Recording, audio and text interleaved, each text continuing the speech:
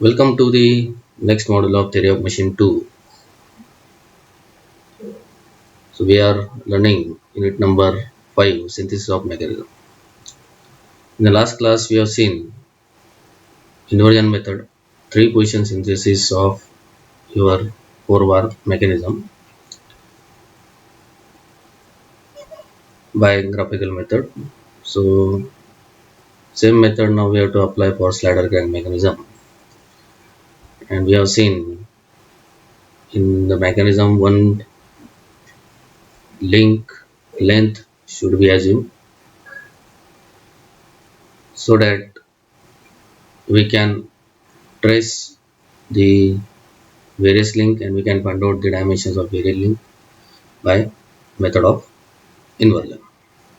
Okay, so I think you understood how to solve this 4-bar mechanism by using inversion method. Now next is slider crank mechanism. We have to synthesize by inversion method. Again we will see three position synthesis. Okay, so let's start. Now this is the problem statement given. So such type of problem comes in the exam for 10 to 15 marks. Okay, so that's why you have to make more practice. You have to take various problems and solve on your sketchbook.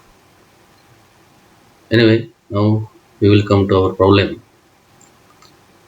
Here it is given that synthesize slider crank mechanism by inversion method using the following data. Here it is mentioned in the question inversion method. So you have to solve this problem by inversion method. If it is not mentioned by which method you have to solve, then you can use any method.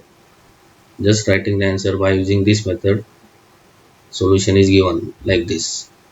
So you have to write in the answer sheet. Here, so data is given. So first one is stroke displacement. Initially, it is 30 mm. In slider crank, there is a piston.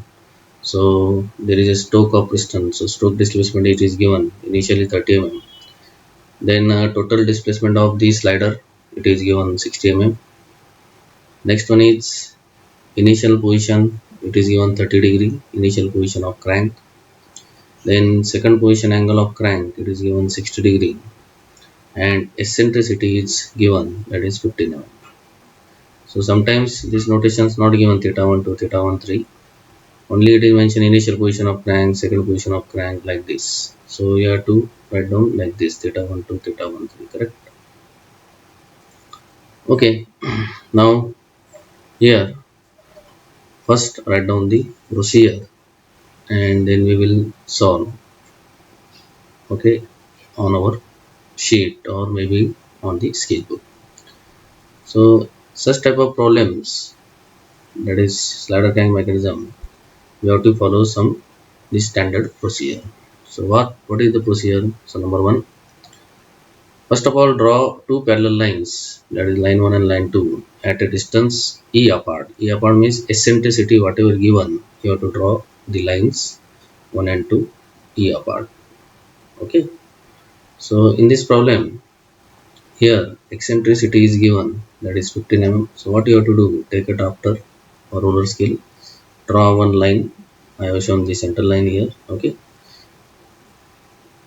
draw any one line. Okay, then draw other line parallel to this line, and distance between two lines is 15 mm. It is given in the problem. If it is given 25 mm, then you have to take 25. Whatever given, you have to take this. Now this is 15 mm eccentricity. Okay, so two parallel lines we have drawn. Next, take an arbitrary point, any arbitrary point a1 on line 1.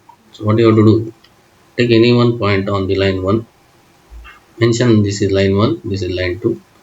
So take any arbitrary point on line 1. So I have taken here, you can take here, here, here, whatever, but on the line 1. So I have taken a1 on the line 1. Next, take another arbitrary point C1 on line 2. Take another arbitrary point C1 on line 2. Now, while taking point C1 on line 2, so see that A1 and C1, there should be some angle should be there. So this way you have to take C1, correct? You can take anywhere, but for drawing it will be then it should not be complicated. So while point marking the point C1 on line 2, so just see that A1 C1, if you just put a scale, there must be some angle at a some long distance. Okay, so proper distance, not more long, not too short like this. Okay, okay. Next, mark point C2 and C3 on line 2. You have to mark point C2 on and C3 on line 2 such that C1 C2 is equal to initial displacement of slider, that is S12. C1 C2 is nothing but initial displacement of slider, that is S12 30 mm, and C1 C3, that is equal to S13, that is final position of slider, that is equal to 60 mm, that is given in our problem here. Initial displacement 30 mm, total displacement of slider 60 mm.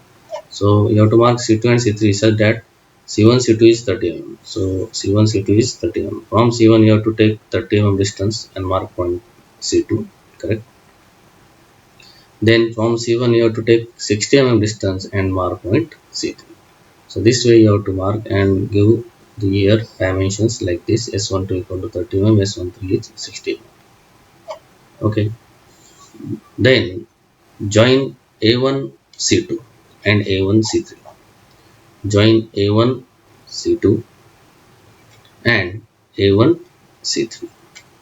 What you have to do? Join A1 C2 and A1 C3. Okay, we have joined.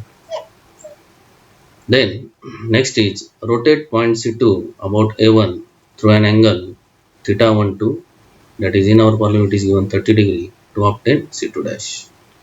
So what you have to do? Now rotate this C2. So take distance in the compass A1 C2 with A1 as a center. Draw an arc from point C2 like this dotted arc. Then what you have to do? By using angle protractor, so with reference to A1 C2 line, take an angle theta 1 2 or mark an angle theta 1 2, that is equal to 30 degree given in the problem, and draw a dotted line at an angle of 30 degree with reference to A1 C2. This line and this arc meet somewhere. Mark that point as C2 dash. Understood? Okay. Next, then rotate point C3 about A1 through an angle theta 1 3, that is equal to 60 degree, to obtain C3 dash. Here again take distance A1 C3 in the compass with A1 as a center.